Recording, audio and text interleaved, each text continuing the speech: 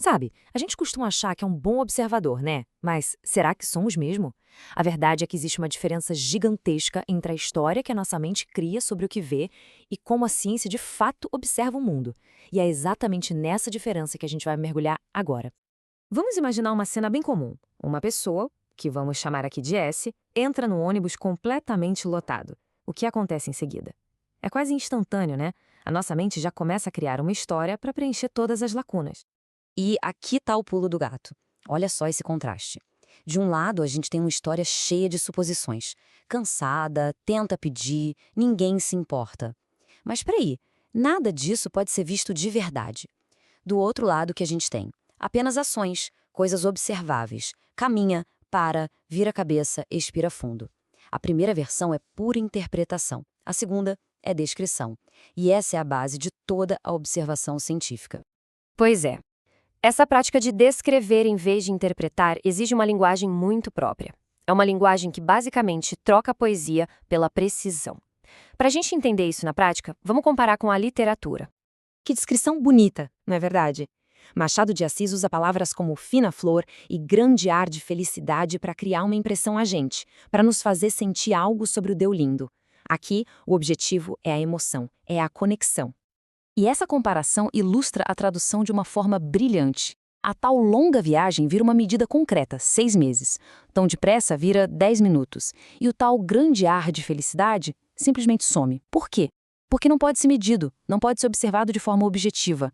A linguagem da ciência remove essas impressões subjetivas para focar só no que é fato, no que é verificável.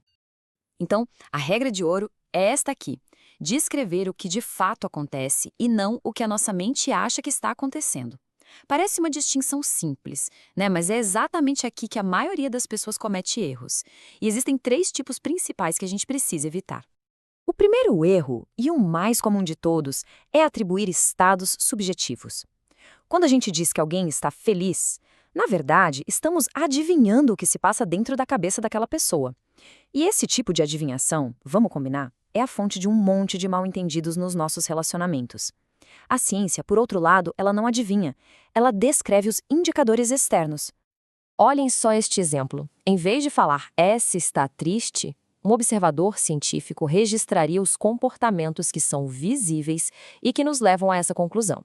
Olhos baixos, cantos da boca para baixo. Isso é objetivo. Qualquer outra pessoa que olhar pode verificar a mesma coisa. O segundo erro clássico é adivinhar a intenção. A palavra tentar, por exemplo, já implica um objetivo que está na mente da pessoa. E assumir intenções pode levar a gente a fazer julgamentos muito apressados. A observação científica se prende ao que é visível, à ação em si, e nada mais. Então, em vez de dizer que a professora ia pegar o apagador, o que já implica uma intenção futura, a gente descreve a ação presente. A professora estende a mão na direção do apagador. Vai que ela mude de ideia no meio do caminho, né? A gente só registra o que de fato acontece. E o terceiro erro é criar um porquê que a gente não pode ver. Conectar eventos com a palavra porquê pressupõe uma relação de causa e efeito que, na verdade, é só uma interpretação nossa. A observação científica não afirma a causa, ela só relata a sequência. Do lado direito do slide fica claro. Primeiro, está ventando lá fora. Segundo, S fecha a porta.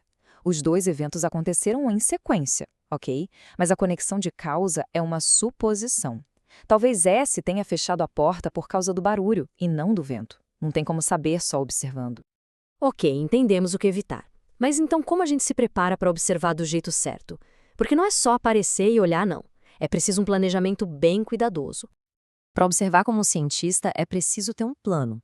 E esse plano começa com 6 perguntas bem diretas, mas que transformam uma olhadinha casual num estudo sistemático. Quem vai ser observado? O que exatamente vai ser observado? Onde? Quando? Com que frequência e por quanto tempo? Definir tudo isso antes de começar é o que garante que os dados coletados sejam realmente úteis no final. E como é que se faz esse registro? Bom, 2 técnicas bem comuns são a amostragem focal e a por varredura. Na focal, o observador é tipo um cinegrafista, seguindo um único ator o tempo todo. Já na varredura, é como se fossem tiradas fotos do grupo inteiro em intervalos fixos, para ter uma visão geral do que todo mundo está fazendo. A escolha da técnica, claro, depende totalmente do que se quer descobrir. E olha, o contexto é tudo. Um diagrama do local ajuda a entender os movimentos, as interações. É como se fosse um mapa do cenário onde a ação acontece. E ele precisa ser preciso, claro, ter uma legenda para tudo e mostrar onde cada um e cada coisa estavam no comecinho da observação. Depois de coletar todos esses dados bem descritivos, aí sim começa a parte mais fascinante: encontrar os padrões. Porque o objetivo final não é só descrever um comportamento, mas entender por que ele acontece. Ou seja, qual é a função dele. E a chave para entender a função de um comportamento é olhar para o que acontece imediatamente antes e logo depois dele. Na ciência do comportamento, isso tem um nome: análise ABC. A de antecedente, B de behavior, que é comportamento em inglês, e C de consequente. Esse aqui é um exemplo perfeito. O antecedente, B chama S. O comportamento, S se levanta. O consequente, S recebe o café.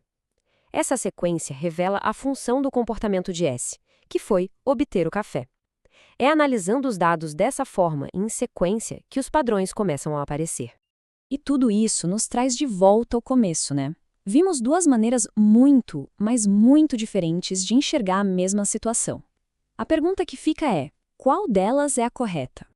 A verdade é que não existe uma correta. Ambas são valiosas, mas para propósitos diferentes. A visão do contador de histórias conecta, emociona, cria empatia. Já a visão do cientista analisa, clarifica, ajuda a resolver problemas. O grande segredo é saber qual lente usar em cada momento da vida. Vamos pensar nessa palavra: alegre. É uma palavra que a gente usa o tempo todo, né? É uma interpretação, um estado subjetivo. Agora fica um desafio. Usando tudo que a gente viu aqui, como a palavra alegre seria traduzida para a linguagem da observação? O que seria visto? Um sorriso, ombros para trás, uma fala talvez mais rápida, um tom de voz mais alto? Pensar assim é pensar como um observador. E para a gente terminar, fica uma reflexão. O que aconteceria se por uma horinha só a gente observasse o mundo ao redor sem interpretar nada? Que padrões escondidos seriam notados no trabalho, em casa, na rua? Que comportamentos e sequências de repente se revelariam? A resposta pode ser muito, muito surpreendente.